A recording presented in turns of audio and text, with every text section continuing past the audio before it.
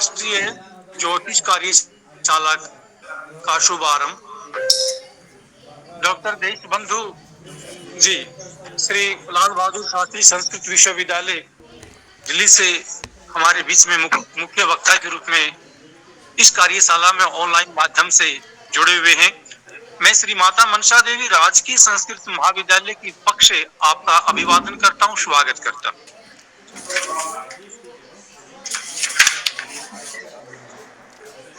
ये बड़ा ही सौभाग्य है ज्योतिष के पिपासक छात्रों के लिए जो आप जैसे विद्वानों का सानिध्य इन्हें प्राप्त हो रहा है। डॉक्टर देशबंधु के व्यक्तित्व के बारे में भी मैं कुछ बताना चाहूँ कि संस्कृत के आप बड़े प्रकांड विद्वान हैं। होशियारपुर साधु आश्रम से भी आपका संबंध रहा, जिसका साक्षात संबंध शिक्षा और दीक्षा के समय में ही अध्यापित रहा है।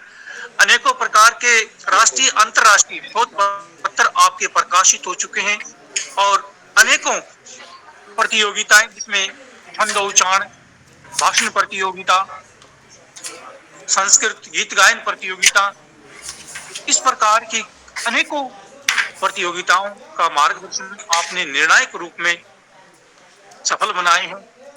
अर्थात संस्कृत की जो धारा है, ज्योतिष जगत का जो संबंध है,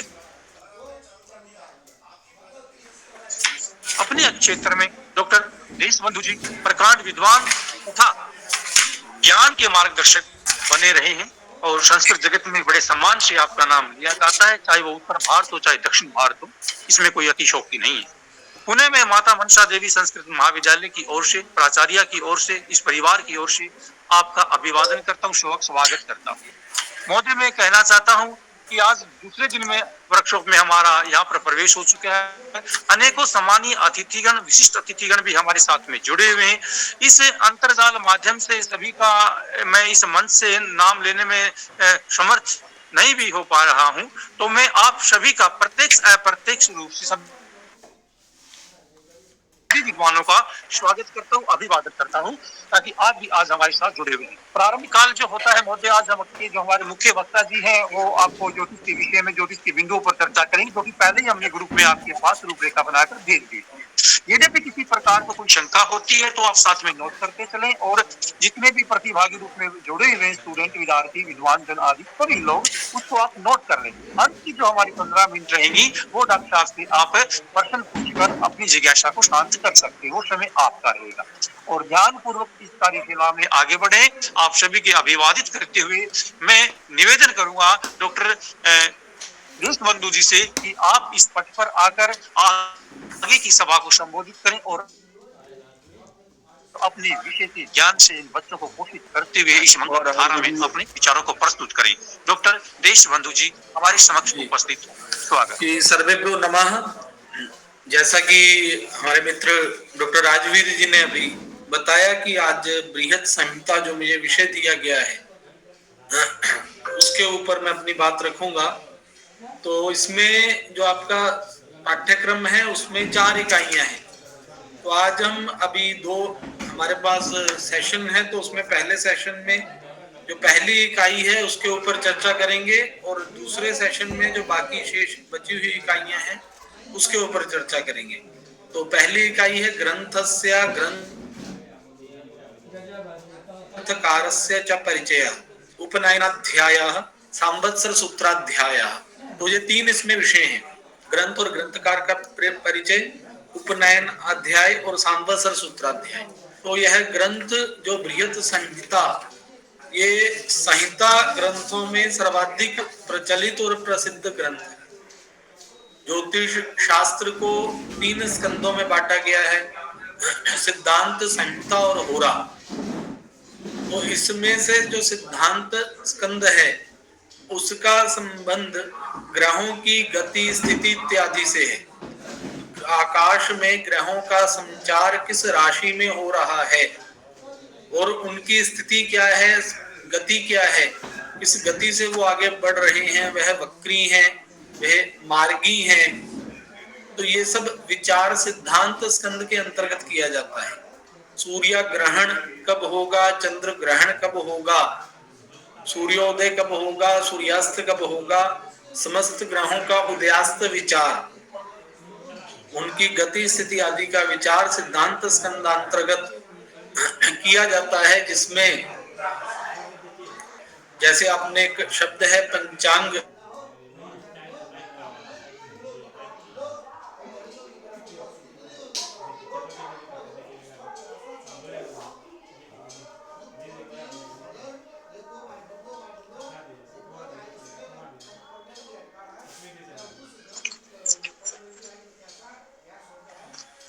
हरिओम महोदय, ध्वनि नहीं आ रही है आपकी। माइक ऑन, माइक बंद हो गया है डॉक्टर साहब, माइक बंद हो गया। हाँ अब आ रही है जी जी जी जी जी, अब आ रही है, अब आवाज आ रही है क्या? हरिओम। जी आ रही है आवाज? हाँ हाँ, तो मैं सिद्धांत के बारे में कह चुका था, होरा के बारे में कह रहा था। तो जो होरा स्कंद है वह होरेत्या होरात्र विकल्प में के, अहोरात्र शब्द से होरा शब्द बना। तो कैसे बना? पूर्वापर वर्ण लोपात, अहोरात्र, आह दिन को, रात्र रात को, तो अहोरात्र शब्द का पूर्व और पर इन दोनों वर्ण का लोप होने पर अहोरात्र शब्द से ही होरा शब्द बना। वांछन्ति पूर्वा परवर्ण लोपात कर्मार्जितम पूर्व भवे सदादि यत्तस्य पंक्तिम समभिव्यनक्ति। और वो करता क्या है होरा शब्द? कह रहा है कि जो हमने पूर्व भवे, पूर्व जन्मों में जितने भी शुभाशुभ कर्म किए हैं, उन शुभाशुभ कर्मों के फल स्वरूप जो हमारी भाग्य पंक्ति, प्रारब्ध पंक्ति जो हमारी बन गई है, उसको होरा शास्त्र बताता है। इस व्यक्ति ने पूर्व जन्म में कैसे शुभ और अशुभ कर्म किए थे, उन कर्मों के आधार पर व्यक्ति को यह जन्म प्राप्त होगा। वह किसी बहुत अच्छे घर में जन्म लेगा अथवा बहुत एक गरीब घर में उसका जन्म होगा। अनेकों प्रकार के जो विचार हैं वह पूर्व जन्म के कर्मों के फल स्वरूप किसी जातक का यह जन्म कैसा रहने वाला है उसका विचार होरा स्कंद के अंतर्गत किया जाता है।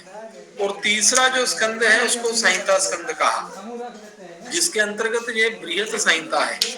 तो संहिता स्कंद क्या है? तो वो कहता है कि जिसमें अनेक प्रकार के विषय हों, वो संहिता स्कंद है। तो इसके अंतर्गत जो भी विषय बच जाते हैं विचार करने के, वो सारे संहिता स्कंद में समाहित हो जाते हैं। जैसे गणित है, भूगोल है, खगोल है, भूगर्भ है, ऋतु विज्ञान है, वनस्पति विज्ञान है, भौतिकी है, रसायन विज्ञान है, कृषि विज्ञान है, पर्यावरण विज्ञान है, जितने भी विज्ञान हैं उन सबका समावेश संहिता स्कंद में ही किया गया है। और उस संहिता स्कंद के अंतर्गत ही ये बृहत संहिता आती है,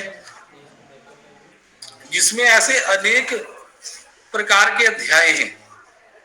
इस ग्रंथ में, क्योंकि ग्रंथ का परिचय है हमारा पहला ही टॉपिक, तो इसमें सांवत्सर सूत्राध्याय, सांवत्सर कहते हैं ज्योतिषी को, तो ज्योतिषी के लक्षण कैसे होने चाहिए, देवज्ञ कैसा होना चाहिए, उसकी क्या क्या क्वालिटीज होनी चाहिए, ये सब चर्चा सांवत्सर सूत्राध्याय में आचार्य ब्राह्मण ने की है।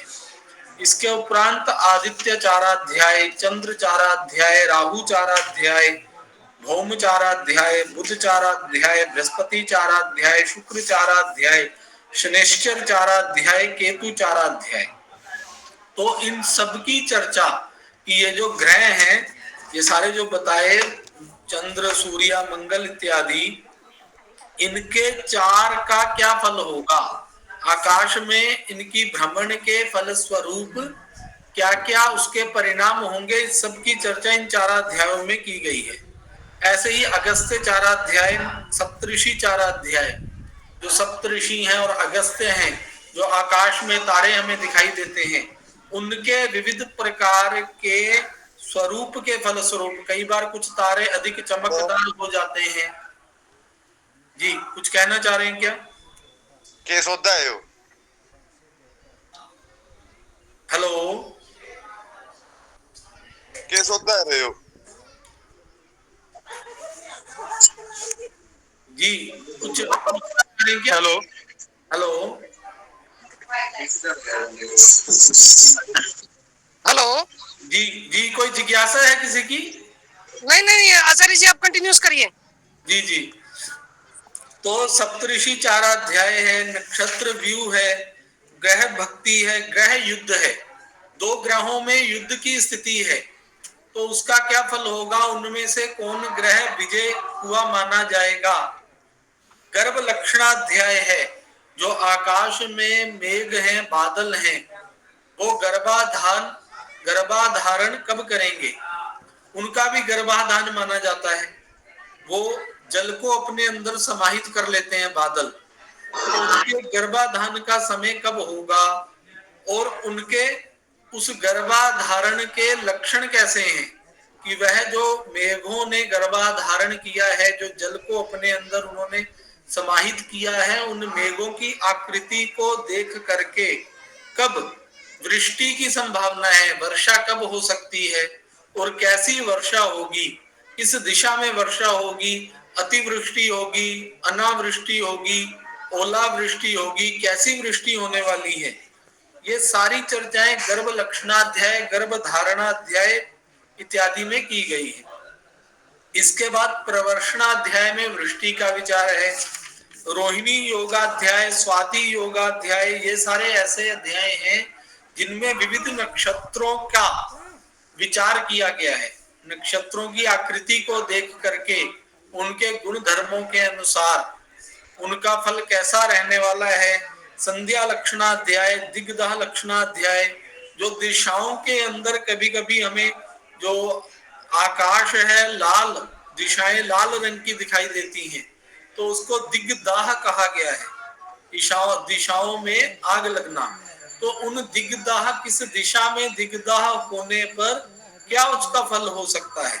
समष्टिगत फल, जैसे पीछे कोरोना आया, कभी सुनामी आई, कभी बाढ़ें आई, कभी भूकंप आए, तो ये सारी चर्चाएं आपको गृह संहिता में प्राप्त होगी।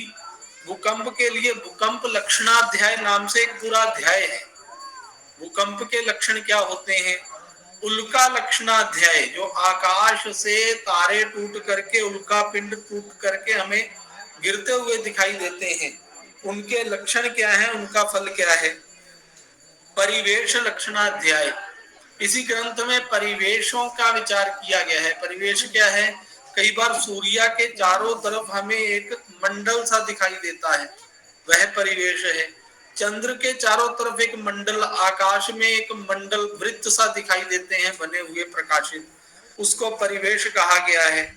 गंधर्व नगर लक्षणाध्याय, यह भी एक अध्याय है। आकाश में कई बार हमें कुछ आकृतियां बनी दिखाई देती हैं मेघों के द्वारा, बादलों के द्वारा। कई बार वह आकृतियां ऐसी होती हैं कि एक पूरा नगर ही आकाश में बना हुआ दिखाई देता है, जैसे एक नगर की बिल्डिंग की, भवन की आकृति हो। जैसे कई बार हनुमान जी आकाश में हमें बादलों से बने हुए दिखाई देते हैं, कई बार भगवान शिव की आकृति दिखाई देती है, तो उसको गंधर्व लगन नगर लक्षणाध्याय के अंतर्गत बताया गया है। तो इस तरह से इंद्रध्वज, ये सारे जितने भी अध्याय हैं, उत्पाताध्याय कि कौन कौन से उत्पात संभावित हो सकते हैं, उन उत्पातों के लक्षण क्या हैं और फल क्या हैं। अंग विद्याध्याय, तो ये सारा बृहद संहिता ग्रंथ में इतनी सब चर्चाएं हमें प्राप्त होती हैं। तो इस प्रकार से कहा जा सकता है कि जो बृहद संहिता है वह अपने आप में समस्त विषयों को समाहित किए हुए है। कोई भी ऐसा विषय नहीं है जिसकी चर्चा वृक्षायुर्वेदाध्याय भी इसमें प्राप्त होता है कि जो वृक्ष हैं उनके लक्षण क्या है, उनमें कोई रोग हो जाए तो उस रोग का निवारण क्या होगा, और वृक्ष को देख करके, उसके पत्तों को देख करके, उसकी शाखाओं को देख करके, उसकी काष्ठ को देख करके यह या जान पाना कि इस वृक्ष के क्या लक्षण हैं और कब इसमें क्या क्या रोग संभावित हैं और उस रोग की औषधि क्या है, वह इस ग्रंथ में वृक्ष लक्षणाध्याय में चर्चा प्राप्त होती है। प्रतिमा लक्षणाध्याय नाम से एक अध्याय है जिसमें विविध प्रकार की प्रतिमाओं का निर्माण कैसे करना है, प्रतिमा की आंखें कैसी होंगी, प्रतिमा की नासिका कैसी होगी, हस्त हाथ कैसे होंगे, उसकी आकृति, उसका साइज, उसकी लंबाई चौड़ाई, उसका निर्धारण कैसे करना है, यह प्रतिमा लक्षणाध्याय में है। ऐसे ही प्रासाद लक्षणाध्याय में मंदिर निर्माण के विषय में चर्चा प्राप्त होती है कि मंदिर का शिखर कैसा बनाया जाएगा, कितना ऊंचा होगा, मंदिर का गर्भगृह कितना विस्तृत, कितना चौड़ा होगा, कितना लंबा होगा, मंदिर का गोपुर कैसा होगा, मंदिर का मुख्य द्वार, मंडप, ये सारी चर्चाएं प्रासाद लक्षणाध्याय में है। वास्तु विद्याध्याय है एक अध्याय, उसमें वास्तु शास्त्र के जो नियम हैं, आपने घर कैसा बनाना है, कब बनाना है, किस दिशा में क्या बनाना है, ये सारी चर्चाएं हमें वास्तु विद्याध्याय में प्राप्त होती है।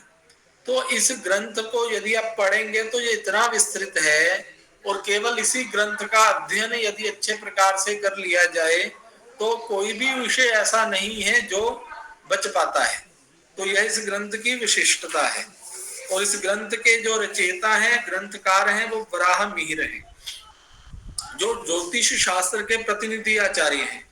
क्योंकि वराह मिहिर एक ऐसा नाम है जिनके बिना ज्योतिष शास्त्र की हम चर्चा नहीं कर सकते। जो तीनों स्कंद हैं, सिद्धांत, संहिता और होरा, इन तीनों स्कंदों पर आचार्य वराह मिहिर का काम है। क्योंकि ऐसे बहुत ही कम आचार्य हैं हमारे यहाँ जिन्होंने तीनों स्कंदों पर काम किया हो। कुछ आचार्य हैं जिन्होंने केवल सिद्धांत स्कंद के ऊपर कार्य किया है, कुछ आचार्य हैं जिन्होंने केवल होरा स्कंद के ऊपर कार्य किया है और कुछ ने केवल संहिता स्कंद पे कार्य किया है। परंतु जो आचार्य वराह मिहिर हैं उन्होंने इन तीनों स्कंदों को लेकर के अपना काम किया है। इनकी पंच सिद्धांतिका नाम की एक पुस्तक है जो सिद्धांत स्कंद के विषय के ऊपर लिखी गई है। और इनकी बृहद जातकम, लघु जातकम ऐसे प्रसिद्ध ग्रंथ हैं जो होरा स्कंद के ऊपर लिखे गए हैं। और बृहद संहिता एक ऐसा ग्रंथ है जो संहिता स्कंद के अंतर्गत जिसकी रचना हुई है। तो इस प्रकार से यह कहा जा सकता है कि ये एक दक्ष आचार्य थे, त्रिस्कंद मर्मज्ञ थे, जिन्होंने तीनों स्कंदों के ऊपर कार्य किया है। और इनके जन्म के विषय में जो जानकारी प्राप्त होती है उसके अनुसार इनका जन्म अवंतिका में हुआ, उज्जैन में हुआ। उज्जैन के पास एक स्थान है कपित्थक, जो इनका ग्राम है और आज भी यह उज्जैन के पास ही प्रतिष्ठित ग्राम है, अभी भी है। और इनके पिता का नाम आदित्य दास था। क्योंकि वे सूर्य के उपासक थे इसलिए उनका नाम आदित्य दास था। उनके आधार पर ये मगध द्विज कुल में उत्पन्न हुए थे, ब्राह्मण वंश के थे आचार्य वराह मिहिर। और इनके पुरातात्विक जो साक्ष्य हैं वो आज भी अवंतिका में प्राप्त होते हैं, कापित्थक में प्राप्त होते हैं। जो वहां के राजा थे विक्रमादित्य, उनके जो नवरत्नों में से एक थे। जो उनके 9 रत्न थे राजा विक्रमादित्य के, जिनमें कालिदास भी हैं, वराह मिहिर भी हैं, क्षपणक भी हैं, घटखरपर भी हैं, तो उन अमर सिंह भी हैं। तो ऐसे जो 9 रत्न थे विक्रमादित्य के, जो अपने अपने विषय के मर्मज्ञ विद्वान थे उस काल में, उनमें से ज्योतिष शास्त्र के जो मर्मज्ञ विद्वान थे, रत्न थे, वह आचार्य वराह मिहिर थे।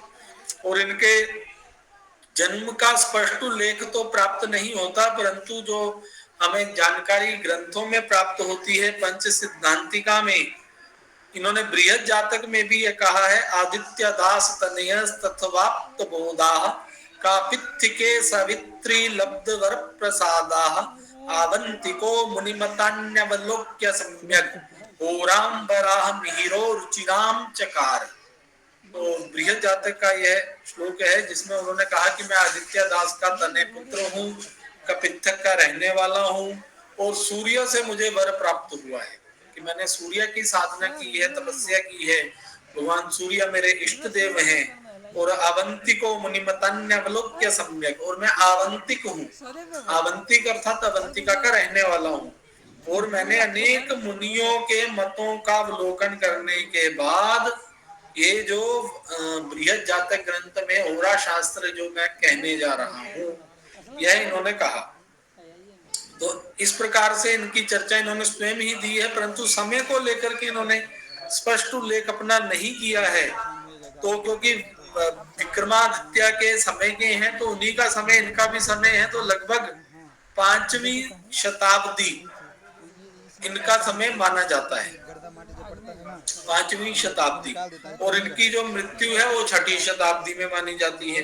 नवाधिक पंचशत संख्य शाके ब्राह्म हीराचार्यो दिवम गता, यह भारतीय ज्योतिष नाम का एक ग्रंथ है, उसमें यह चर्चा प्राप्त होती है, जिसके आधार पर 509 जो शक है वो इनके देहावसान का माना जाता है, सन ईस्वी नहीं शक। तो 509 शक में इनकी मृत्यु देहावसान माना गया है। तो इन्होंने जिन ग्रंथों की रचना की है उसमें बृहत संहिता सर्वाधिक प्रमुख ग्रंथ है। इस ग्रंथ के विषय में तो आपको बता ही दिया। और जो दूसरा इनका प्रमुख ग्रंथ है वह बृहद जातक है, जिसमें ज्योतिष शास्त्र के जो फलित ज्योतिष है उसके नियमों को, सिद्धांतों को, सूत्रों को बताया गया है। और यह फलित ज्योतिष का प्रामाणिक ग्रंथ है। और लघु जातकम इनका एक और ग्रंथ है, और उसमें भी फलित ज्योतिष के ही विषय को बताया गया है। और पंच सिद्धांतिका इनका एक और ग्रंथ है जो सिद्धांत स्कंद से संबंधित है। तो इस ग्रंथ में सिद्धांत के विषय का प्रतिपादन किया गया है। 5 जो सिद्धांत हैं रोमश का, पोलिश का, वो सारी चर्चाएं इस ग्रंथ में करते हुए फिर अपना विषय इन्होंने रखा है।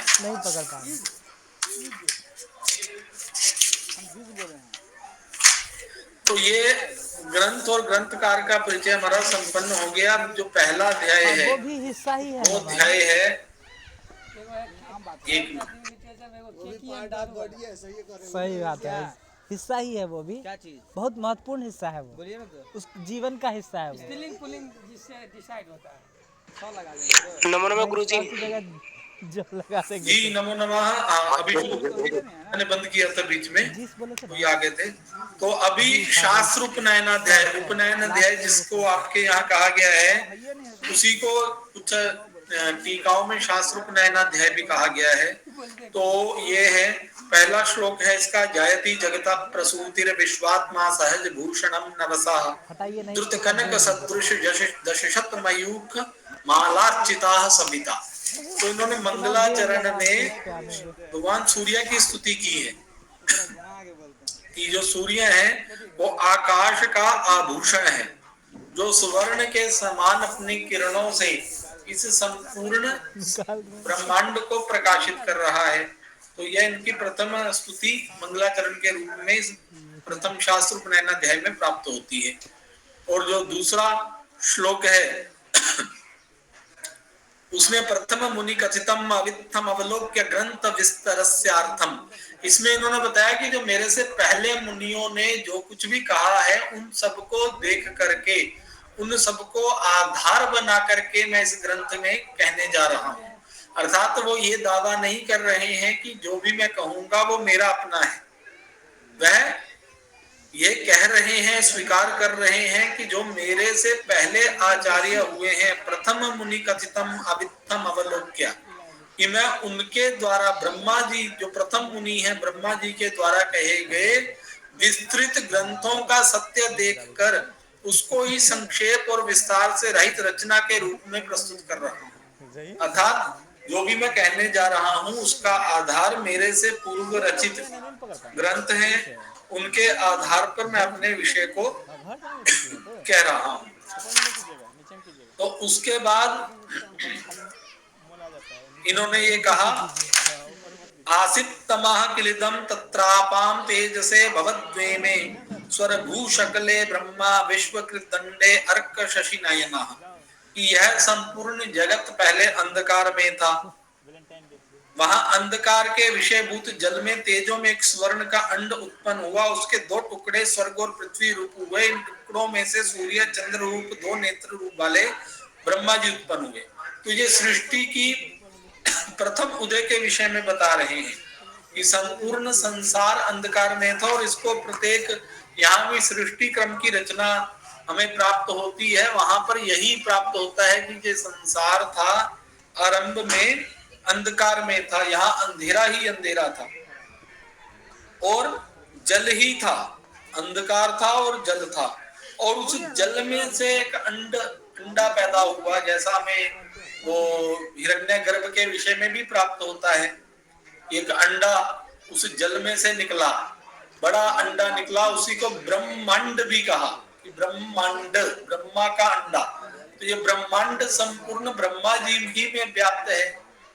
तो एक अंडा निकला, उस अंडे के दो भाग हुए, उसमें से दो टुकड़े स्वर्ग और पृथ्वी रूप हुए। एक टुकड़ा स्वर्ग बन गया ऊपर और एक पृथ्वी बन गया। इन टुकड़ों में से सूर्य चंद्र रूप दो नेत्र वाले ब्रह्मा जी उत्पन्न हुए। इसी में से ब्रह्मा जी की उत्पत्ति मानी जाती है। तो ये इसके प्रथम अध्याय में बताया गया है। उसके बाद इन्होंने संहिता स्कंद के विषय में बताया। ज्योतिष शास्त्र अनेक भेद विषयम स्कंदत्रयाधिष्ठितम तत्कास्म्योरुपनयस्य नाम मुनिभिः संकीर्तयते संहिता स्कंदे अस्मिन् गणितेन या ग्रहगतिस्तंतरा विधानस्त्वसौ होरान्योंग विनिश्चयश्च कथिताः स्कंदस्तृतीयोपरा। तो इसमें इन्होंने ये बताया कि जो ज्योतिष शास्त्र है वो 3 स्कंदों में विभक्त हैं। इनमें से संपूर्ण ज्योतिष शास्त्र के जिसमें विषयों का वर्णन हो उसको संहिता कहते हैं। ज्योतिष शास्त्र अनेक भेद विषयम स्कंदत्रयाधिष्ठितम, कि ज्योतिष शास्त्र अनेक विषयों में भेद उसके हुए हैं, अनेक भेदों में विभक्त है, और जो 3 स्कंदों में इसको बांटा गया है। तत्कास्म्योरुपनयस्य नाम मुनिभिः संकीर्त्यते संहिता। तो उसमें जिस स्कंद में संपूर्ण विषयों का वर्णन हो उसको संहिता कहा। जिसमें गणित द्वारा ग्रहगति का निर्माण किया गया हो उसको तंत्र कहा। इसके अतिरिक्त जातक फल मुहूर्त आदि का निर्णय उसको होरा कहा, जो हम पहले बता चुके हैं। तो तीनों भेदों के विषय में सिद्धांत, संहिता और होरा, इसके विषय में आचार्य वराहमिहिर ने शास्त्रोपनयनाध्याय के 9वें श्लोक में ये पक्ष बताया है। तो आगे वक्रानुवक्रास्तमयोदयादस्त तारा ग्रहाणां करणे मयोक्ताः होरागतम विस्तरश्च जन्म यात्रा विवाहे सह पूर्व मुक्तम। तो इन्होंने कहा कि मैंने पंच सिद्धांतिका में ग्रहों के वक्र, मार्ग, उदय आदि का वर्णन किया, और होरा, बृहद जातक इत्यादि ग्रंथों में जन्म, यात्रा, विवाह, इनके मुहूर्त और इनके काल के शुभाशुभ निर्धारण का वर्णन मैंने कर दिया है।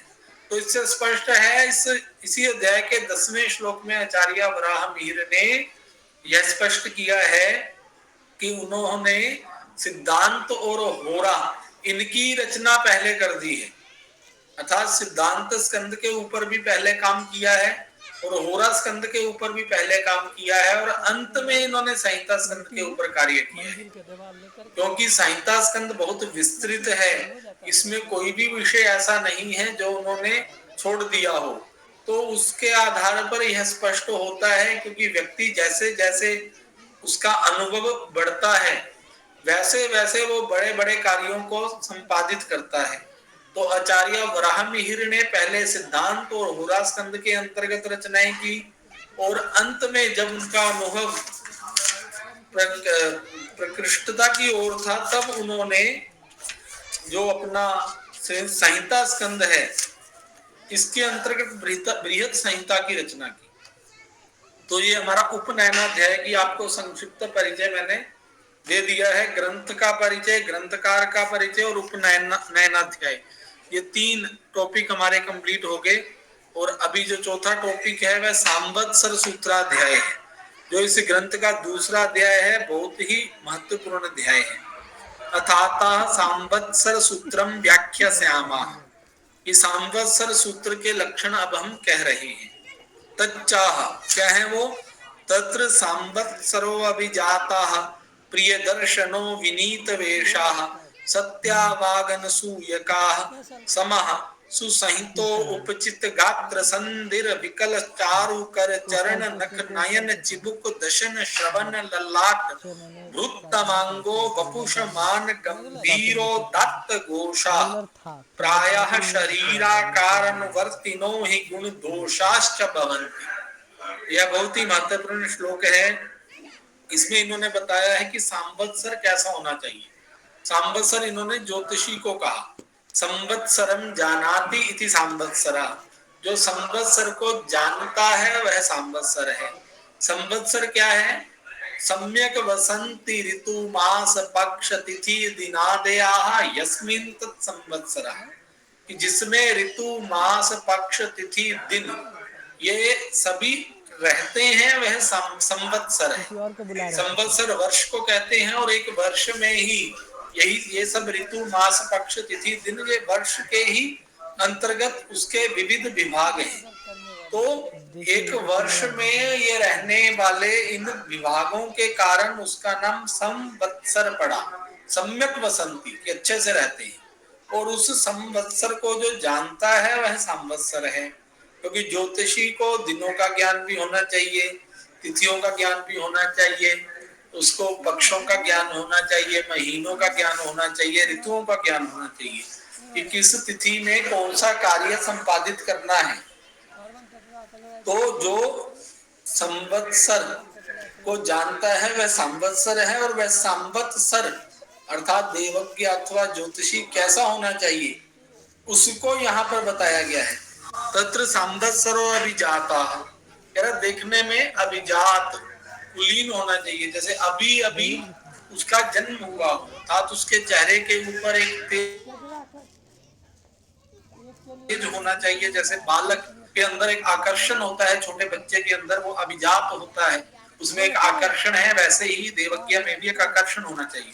देखने में प्रिय दर्शन हो, वह प्रिय दर्शन होना चाहिए, अर्थात देखने में उसके अंदर एक प्रियता होनी चाहिए कि उसको देख करके उससे बात करने का मन हो, उसके अंदर आकर्षण हो।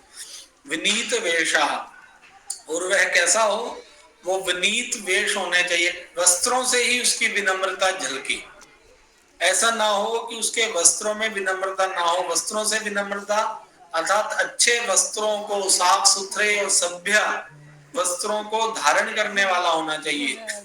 ऐसा नहीं हो कि वो ऐसे वस्त्र पहन ले, ऐसी जीन्स की पैंट पहन ले जो स्थान स्थान से फटी हुई हो फैशन के नाम पर, तो उसका विनीत वेश इसको नहीं कहेंगे। विनीत वेश है ऐसे वस्त्र पहने जो विनम्रता जिससे झलके।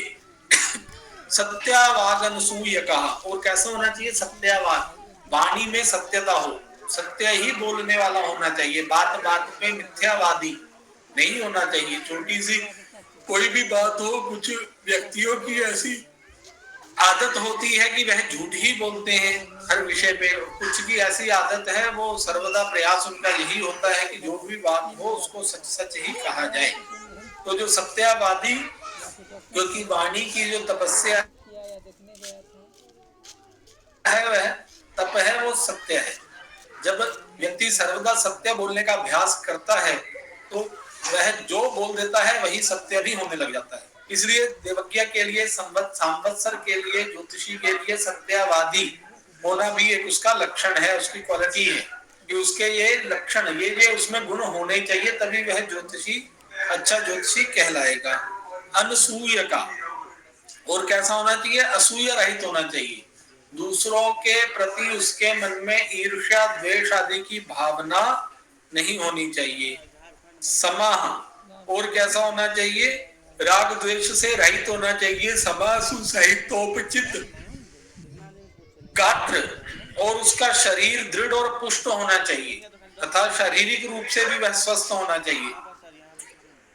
उपचित गात्र संदिर विकल चारु कर चरण नख नयन चिबुक दशन श्रवण ललाट वृत्त मांगो वपुष मान गंभीरो दत्त घोषा। ये पुस्तक आपके पास यदि है तो बहुत अच्छी बात है, नहीं है तो इसको यदि हाथ में रखते हुए पढ़ेंगे साथ साथ तो आपको ज्यादा इसमें क्लियरिटी आएगी। तो ये दूसरा श्लोक है सांवत्सर सूत्राध्याय का दूसरा जो पद्य है। तो इसमें क्या बताया, सर्वांग पूर्ण होना चाहिए, अर्थात उसके शरीर के सर्वांग पूर्णता चाहिए, शरीर के अंगों में विकलांग ना हो। बृहत संहिता पुस्तक है, राहुल कौशिक जी पूछ रहे हैं, पुस्तक का नाम है बृहत संहिता। ये आपके सिलेबस में है, आचार्य के पत्रस्य नाम संहिता ज्योतिषम। तो प्रथम सत्र है और पंचम पत्र है बृहत संहिता। तो इस पुस्तक को अपने पास रखेंगे या फिर पीडीएफ डाउनलोड कर सकते हैं, जिससे ज्यादा स्पष्टता रहेगी। तो आगे बताया श्रेष्ठ लक्षणों से युक्त हो, हाथ, पैर, नाखून, आंख, ठोडी, दांत, कान, मस्तक और सिर, अर्थात ये सारे अंग उसके पूर्ण हों।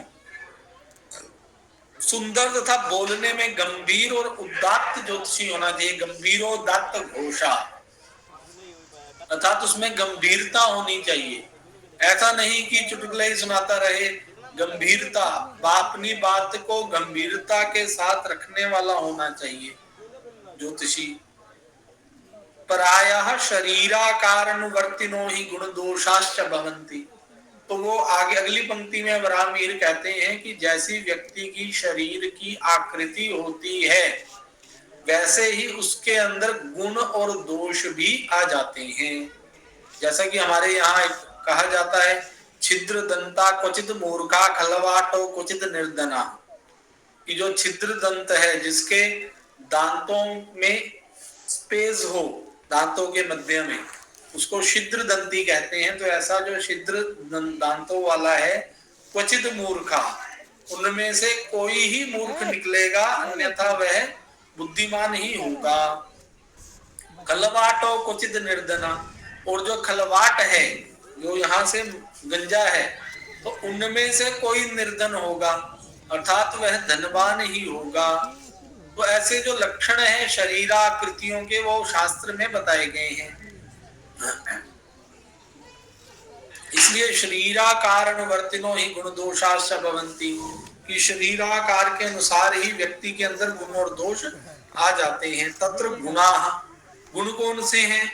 शुचिर दक्षः प्रगल्भो वाग्मी प्रतिभानवान देश कालवित् सात्विको न पर्षद भीरु सहाध्यायीभिर अनभिभवनीयः कुशलो व्यसनी शांतिक पौष्टिकाभिचार स्नान विद्या विज्ञो विबुधार्चन व्रतोपवास निरता स्वतंत्रश्चर्योत्पादित प्रभावाः प्रेष्ठाभिधायन्यत्र दैवात्ययाद ग्रह गणित संहिता होरा ग्रंथार्थ वेत्ति। यह उसके गुण हैं ज्योतिषी के, देवज्ञ के। कौन से गुण हैं? शुचिर दक्षा, शुचि हो, पवित्र हो, आंतरिक और बाहरी रूप से पवित्र रहने वाला होना चाहिए ज्योतिषी। अब मानसिक रूप से पवित्र हो ही, शारीरिक रूप से भी सर्वदा पवित्र रहने वाला हो। दक्षा, चतुर होना चाहिए। प्रगल्भो वाग्मी, सभा में बोलने वाला होना चाहिए। 10 लोग अगर सामने हैं तो अपने विषय को बहुत ही अच्छे ढंग से प्रस्तुत कर सके, रख सके अपनी बात। ऐसा ना हो कि बोल ही ना पाए। प्रगल्भ होना चाहिए, वाग्मी होना चाहिए, बोलने में दक्ष होना चाहिए, चतुर होना चाहिए, प्रतिभानवान और प्रतिभाशाली होना चाहिए। देश कालविद, और उसको देश और काल का ज्ञान होना चाहिए। बिना देश और काल के अच्छा ज्योतिषी नहीं हो पाएगा। जैसे यदि किसी का ग्रह स्थिति है, वो गौर वर्ण का जातक ग्रहों के अनुसार उत्पन्न होना चाहिए, तो यह जानता है। और यदि बच्चे का जन्म ही कहीं ऐसे स्थान पर हुआ है, यहाँ गौर वर्ण का कोई बच्चा होता ही नहीं है, तो उसको यदि वो केवल ग्रहों को देखकर ही कहता रहे कि बालक गौर वर्ण का होना चाहिए, तो वो कैसे संभव होगा यदि वह देश और काल को नहीं जानता है। इसलिए ज्योतिषी देश कालवित होना चाहिए। 1 मिनट।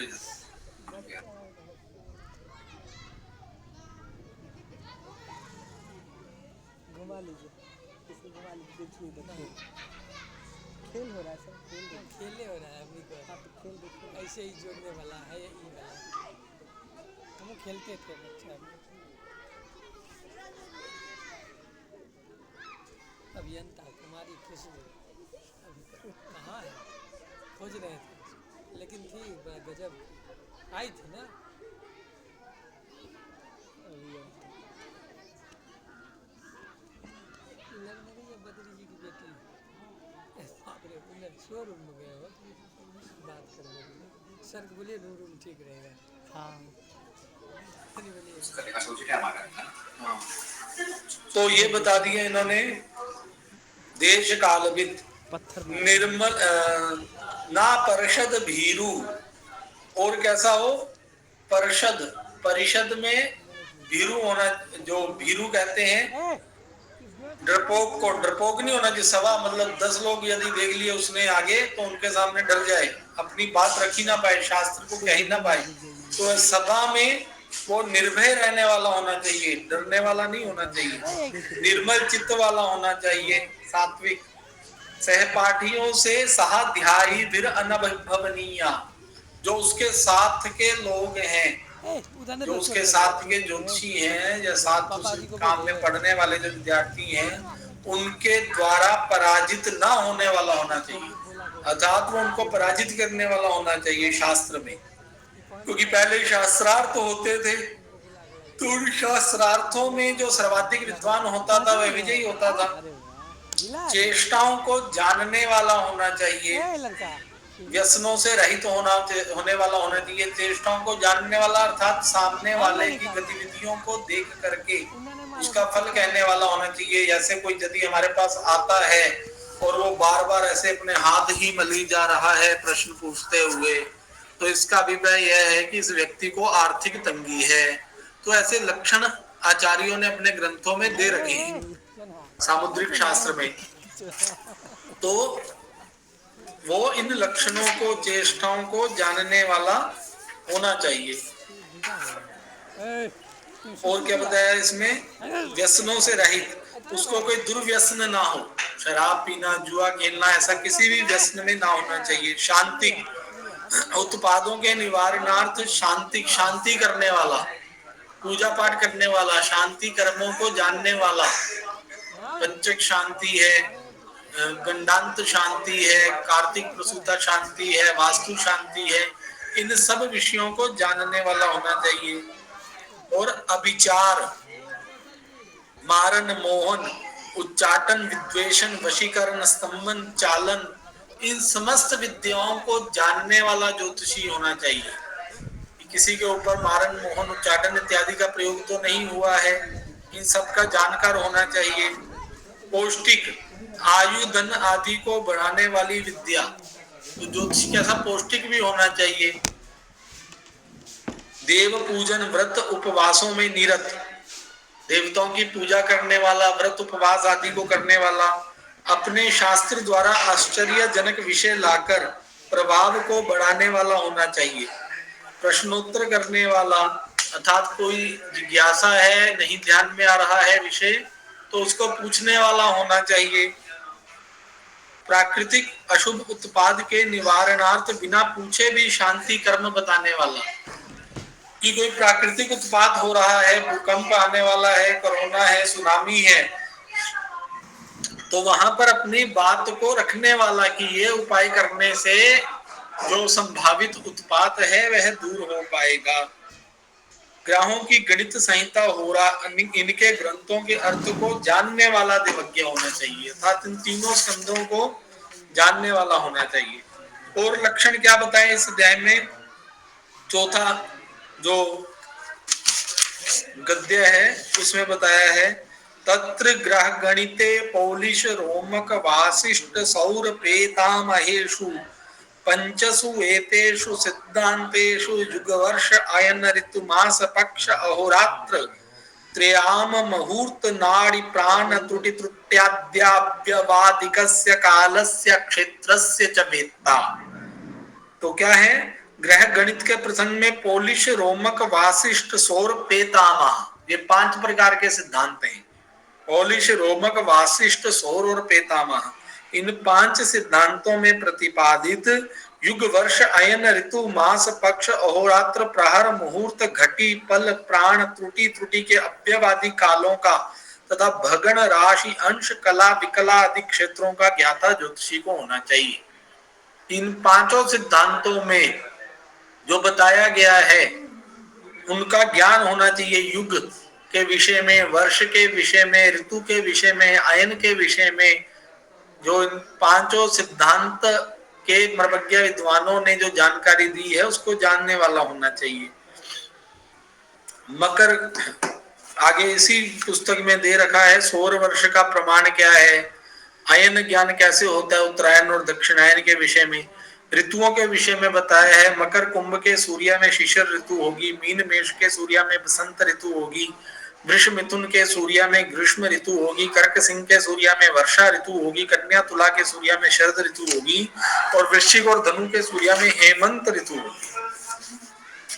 और क्या बताया इसमें, चतुर 5वें नंबर जो गद्य है, चतुर नाम च मानानाम सौर सावन नक्षत्र चांद्राणाम अधिकम अधिमास कावम संभवस्य च कारणा विज्ञा। सौर सावन नक्षत्र चांद्र इन 4 महीनों को और अधिक मास, क्षय मास, इनके उत्पत्ति और कारणों को जानने वाला ज्योतिषी होना चाहिए। अधिक मास कब होगा, क्षय मास कब होगा और कैसे होगा, क्या इसके पीछे सिद्धांत हैं, इनको जानने वाला होना चाहिए। सौर काल, सौर मास क्या है, सावन मास क्या है, नक्षत्र मास क्या है, चांद्र मास क्या है, इसकी जानकारी भी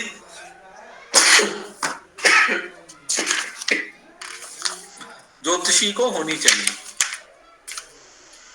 तो फिर छठा आ गया, अन्यत कीदृशो दैवविद इत्याह। और कैसा ज्योतिषी होना चाहिए, षष्ठी अब्द युग वर्ष मास दिन होराधिपति नाम प्रतिपत्ति छेदविद प्रभव आदि 8 संवत्सर तदंतर्गत युग वर्ष मास दिन होरा इनके अधिपतियों की प्रतिपत्ति और निवृत्ति का ज्ञान भी होना चाहिए। कब कौन सा संवत्सर आरंभ होगा और कब समाप्त होगा, युग का आरंभ कब से हुआ है, वर्षारंभ कब से होगा, महीना कब नया शुरू होगा, ये सारा ज्ञान ज्योतिषी को होना चाहिए।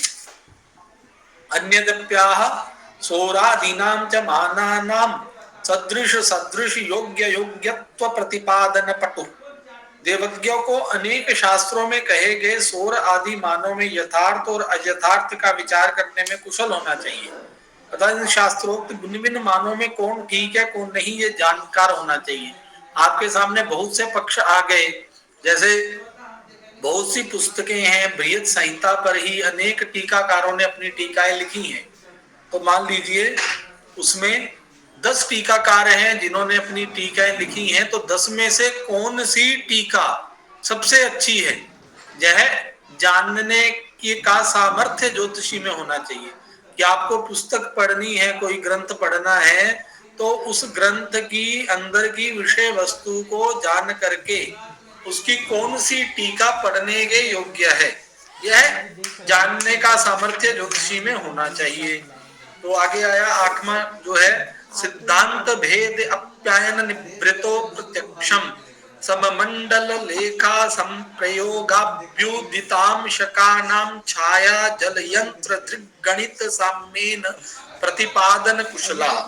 सिद्धांतों में सौर आदि मानों के भेद, जो सौर मान है उसके जो विविध भेद हैं, अयन निवृत्ति के भेद, सममंडल प्रवेश कालिक उदित अंशों के भेद, छाया जल यंत्र से दृग गणितज्ञ, इनको जानने में देवज्ञ को कुशल होना चाहिए। अर्थात कोई पंचांग है वह किस सिद्धांत से उसका निर्माण हुआ है, क्या वह दृग गणितज्ञ से युक्त पंचांग है। दृग गणितज्ञ और सूर्य सिद्धांत 2 प्रकार की पंचांगों का गणित वर्तमान में होता है। शास्त्र में तो अनेक प्रकार के सिद्धांत बताए गए हैं, तो उन समस्त सिद्धांतों का ज्ञान भी ज्योतिषी को होना चाहिए। अब आगे बताया, सूर्यादि नाम चा ग्रहाणाम शीघ्र मंद याम्योत्र नीचोच्च गति कारणा विज्ञा। कि जो सूर्य आदि ग्रह हैं वो कब शीघ्र गति के होंगे, कब उनकी गति मंद होगी, कब दक्षिण की ओर उनका जो गति होगी, कब उत्तर की ओर, कब नीच और कब उच्च, इन समस्त विषयों का जानकार ज्योतिषी होना चाहिए। आगे कहा 10 नंबर में सूर्या चंद्रमसोश्च ग्रहणे ग्रहणादि मोक्ष काल अधिक प्रमाण स्थिति विमर्द वर्णा देशानाम अनागत ग्रह समागम युद्धानाम देष्टा।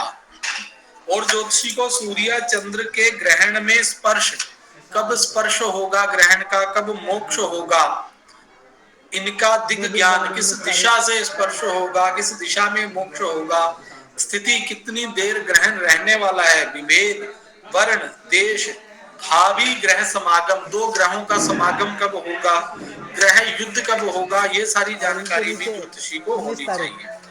11 नंबर में कहा प्रत्येक ग्रह भ्रमण योजन कक्ष प्रमाण प्रतिविषया योजन परिच्छेद कुशला, कि ग्रहों के योजनात्मक कक्षा प्रमाण और देशों का योजनात्मक देशांतर भी ज्योतिषी को आना चाहिए।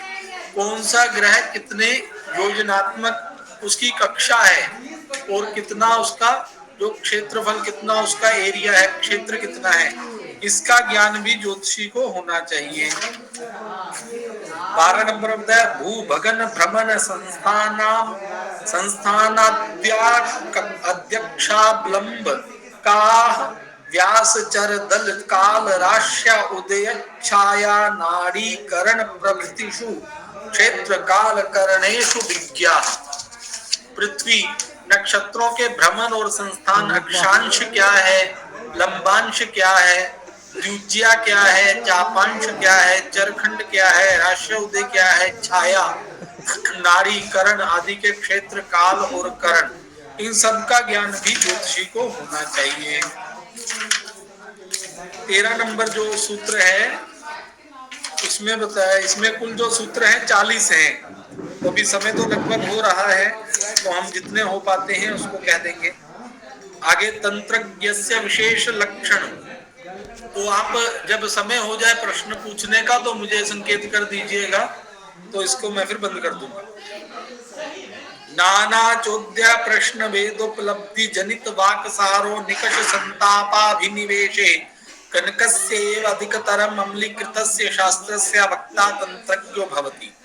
कसौटी आग और शान से परीक्षित शुद्ध सुवर्ण की तरह अतिशय स्वच्छ शास्त्र का वक्ता, अनेक प्रकार के चौद्य प्रश्न वेदों को जानने से निश्चयात्मक ज्ञान वाला देवज्ञ होना चाहिए, अर्थात जैसे कसौटी के ऊपर कसा हुआ ज्योतिषी होना चाहिए। ना प्रतिबद्धम गमयति वक्ति ना च प्रश्नम एकमपि पृष्ठा निगदति ना च शिष्येभ्यः सकथम शास्त्रार्थ विज्ञेया। क्या है, जो शास्त्र युक्त अर्थ को नहीं कहता, प्रश्न पूछने पर एक का भी उत्तर नहीं देता और छात्रों को भी नहीं पढ़ाता, तो वह कैसा शास्त्रज्ञ हो सकता है। अर्थात कोई अपने आप को कह रहा है कि मैं ज्योतिषी हूँ बहुत अच्छा, या मैं बहुत शास्त्र वेदता हूँ, विद्वान हूँ, वो एक भी प्रश्न का उत्तर नहीं दे पाता है छात्रों के पूछने पर, उनको पढ़ाता भी नहीं है, क्लास भी नहीं लेता है और प्रश्न का उत्तर भी नहीं देता है और शास्त्र के अर्थ को भी नहीं जानता है, तो वह शास्त्रज्ञ नहीं है। आगे मूर्खों का उपहास करते हुए कहा 15 नंबर सूत्र में, ग्रंथो अन्यथा अन्यथार्थम करणम यश्चन्यथा करोत्यबुधा सा पितामहमुपगम्य स्तोति नरो वेशिकैन आर्याम। जिस तरह ग्रंथ का आशय है उसको ना समझकर जो मूर्ख उसके विरुद्ध अर्थ करता है, वह मानो ब्रह्मा जी के पास में जाकर वैश्य की तरह उनकी स्तुति करता है। अर्थात जो विषय प्रतिपादित है आचार्य के द्वारा श्लोक में, सूत्र में, वह उस अर्थ को तो नहीं कह रहा है, वो किसी और अर्थ को ही बता रहा है। तो कह रहा है ये ऐसा ही है जैसे कोई वैश्य ब्रह्मा जी के पास जाकर के उनकी स्तुति करे, अर्थात उसका यह, उसकी जिस प्रकार से वैश्य के द्वारा की गई स्तुति निष्फल है, उसी प्रकार से उस देवज्ञ का, उस शास्त्रज्ञ का शास्त्र को जानना भी निष्फल है। तंत्रे सुपरिज्ञाते लग्ने छायांबु यंत्र संविदिते होरार्थे चा सुरूढ़े नादेष्टुर भारती वंद्या। करे जो मनुष्य शास्त्र को अच्छी तरह जानता है, छाया जल यंत्र आदि साधनों के द्वारा लग्न का ज्ञान कर सकता हो और फलित शास्त्र को अच्छी तरह से जानता हो, ऐसे गुण संपन्न जो ज्योतिषी है उसकी वाणी कभी भी वंद्य नहीं होती। अर्थात जो शास्त्र वेत्ता है, ज्योतिष का देता है, तो उसकी जो भविष्यवाणी है वह कभी भी असफल नहीं होती। इस प्रकार से प्रशंसा की है यहाँ शास्त्रवेत्ता की। आगे कहा अप्यर्णवस्य पुरुषा प्रतरन कदाचित आसादयेद अनिल वेग वशेन पारम नात्वस्य काल पुरुषाख्य महार्णवस्या गच्छेत कदाचिदन ऋषिम मनसापि पारम। कह रहा तैरता हुआ मनुष्य कदाचित वायु के वेग से समुद्र को पार कर सकता है, तैर करके समुद्र का लंघन किया जा सकता है, परंतु ज्योतिष शास्त्र रूपी जो महासमुद्र है उसको ऋषि मुनियों के अतिरिक्त अर्थात जो साधक हो, जो विद्या की साधना करने वाला हो, तपस्वी हो, मनस्वी हो, उसके अतिरिक्त कोई साधारण मनुष्य उस ज्योतिष शास्त्र रूपी समुद्र को पार नहीं कर सकता। अर्थात ये सारे लक्षण इन्होंने बता दिए, तो इसमें से इन लक्षणों को पढ़ करके तो इतना सब ज्ञान होना किसी भी ज्योतिषी के लिए असंभव है। तो आगे आचार्य ब्राह्मण ने यह भी कहा कि कोई साधारण मनुष्य ज्योतिषी नहीं बन सकता, अर्थात इतना सब वही जान पाएगा जो तपस्वी होगा, स्वाध्याय करने वाला होगा, शास्त्र को जानने वाला होगा, पढ़ने वाला होगा, वही इस ज्योतिष शास्त्र रूपी समुद्र को पार कर सकता है। साधारण समुद्र को तो पार किया जा सकता है, परंतु ज्योतिष शास्त्र रूपी समुद्र को साधारण मनुष्य पार नहीं कर सकता, यह इसमें इन्होंने बताया। अब आगे 18वां सूत्र है होरा शास्त्रेपि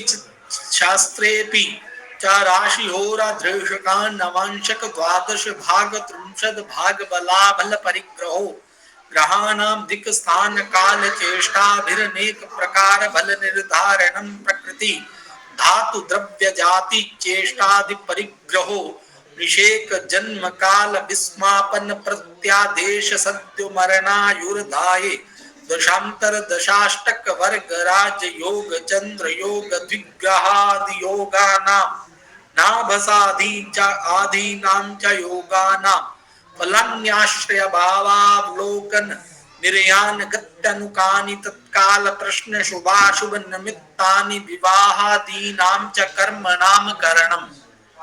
इस सूत्र में बताया कि जो राशि है, होरा है, दृष्काण है, नवमांश है, द्वादशांश है, त्रिशांश है, इन सबको जानने वाला ज्योतिषी होना चाहिए। ग्रहों के दिग्बल है, स्थान बल है, काल बल है, चेष्टा बल है, इन षड बलों को जानने का सामर्थ्य ज्योतिषी में होना चाहिए। गर्भाधान, जो पुंसवन है, सीमंतो नयन है, इन सब संस्कारों का कब इनको करना है, किस मुहूर्त में इनका संपादन होना है और उस संपादन की विधि क्या है, यह ज्ञान भी ज्योतिषी को होना चाहिए। इसके अतिरिक्त नाल वेष्टित, कोश वेष्टित, यमल आदि सब। जी कुछ कहना चाह रहे हैं कोई?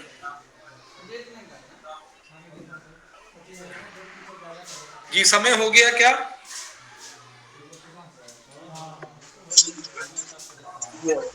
हेलो, हाँ जी डॉक्टर साहब। जी अभी है सर, है अभी 5 मिनट है अंतिम, आपकी 5 मिनट, उसके अनुसार देखें आप। मैं 5 मिनट में समाप्त करता हूं। 5 से 7 मिनट का समय है सर। हाँ हाँ समाप्त करता हूं। तो शीघ्र मरण आयुर्दाय दशा अंतरदशा अष्टक वर्ग राजयोग चंद्र योग द्विग्रह योग नाभस योग, इन सबका ज्ञान ज्योतिषी को होना चाहिए। 2 ग्रह एक साथ बैठे हैं कुंडली में तो उसका क्या फल होगा, 3 ग्रह एक साथ हैं उनका क्या फल होगा, 4 ग्रह एक साथ हैं उनका क्या फल होगा, नाल वेष्टित कोश, जो बच्चा पैदा हुआ है वो यमल तो नहीं है, जुड़वा तो नहीं है, इसकी चर्चा, इसका ज्ञान को होना चाहिए। तो आगे बताया 19वें में यात्रा के भेदों का, कि राजा ने यात्रा पर जाना है तो किस मुहूर्त में जाए, वो इस अगले श्लोक में बताया।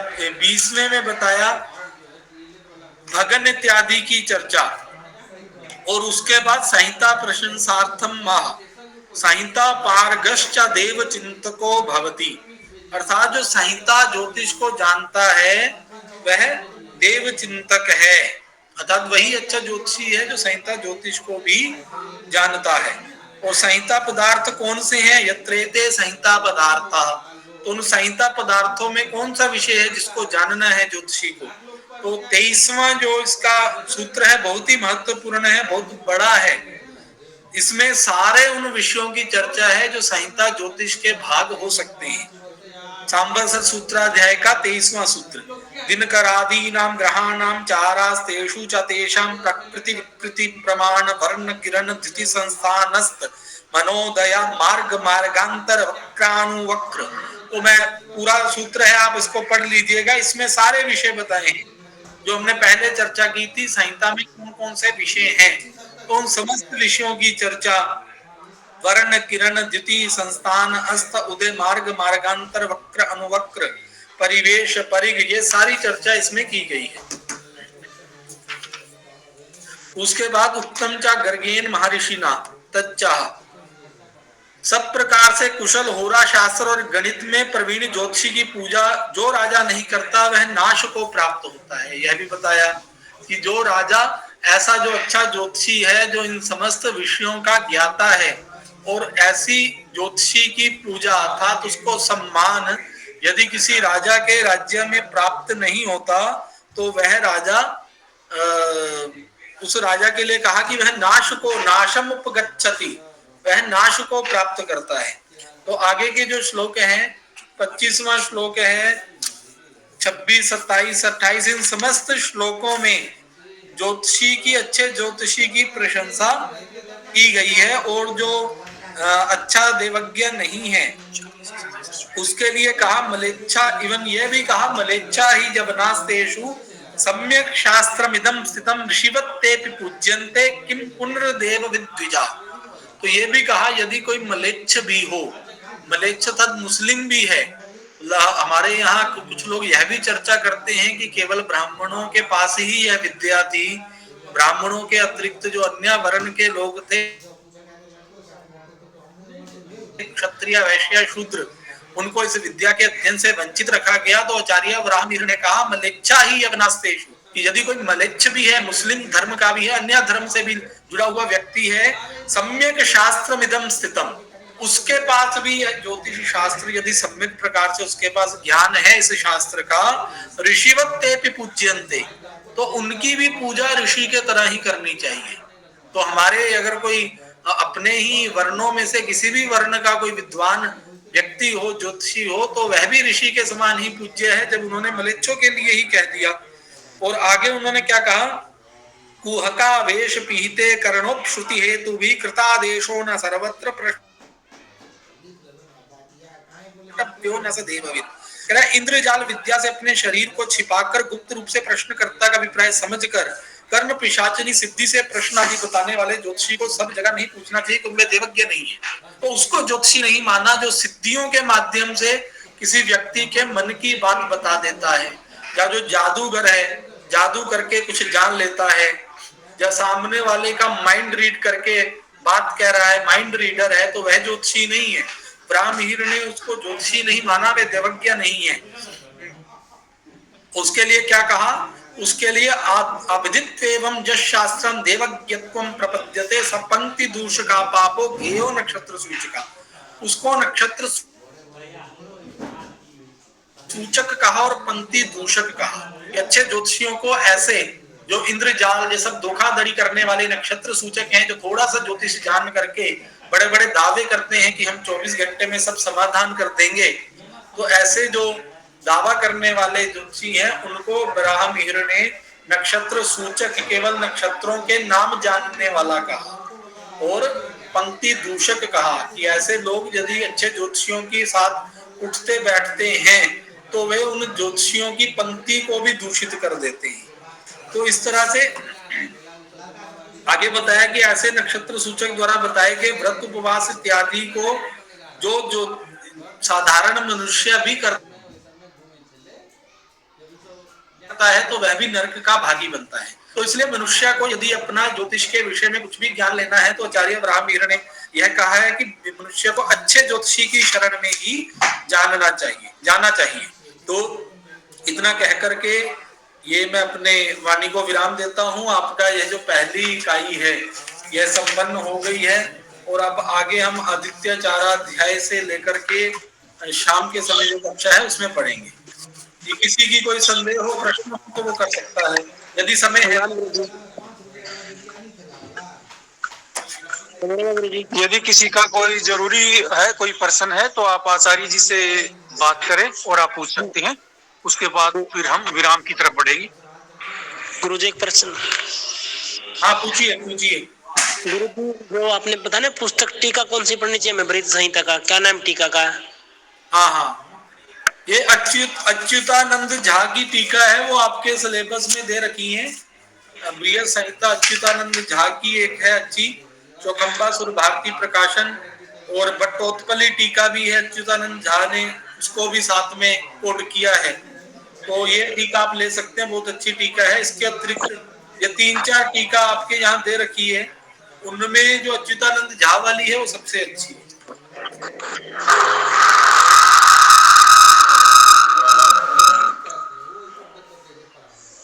जी आचार्य कौन से सिलेबस की बात कर रहे हैं आप आचार्य? ये आपका जो आचार्य जो मुझे दिया गया पढ़ाने के लिए, आचार्य प्रथम सत्र में प्रथम लिखा है, आचार्य प्रथम सत्र है जब वर्ष है, तो इसमें पंचम तत्र है संहिता के नाम से।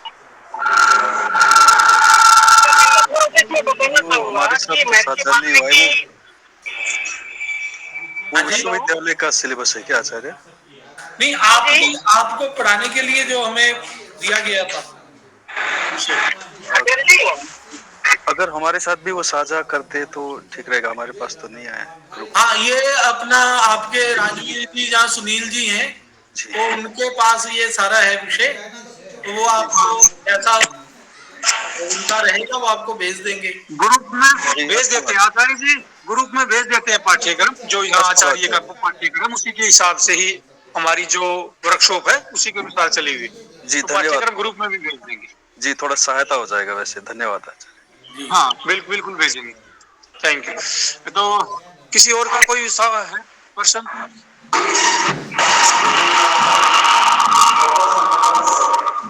ये रामफल भारद्वाज जी कुछ शायद बोल रहे थे, तो आपका माइक म्यूट है, आप उसका माइक तो आवाज आएगी। हाँ रामपाल जी, माइक आप अपना खोले, माइक।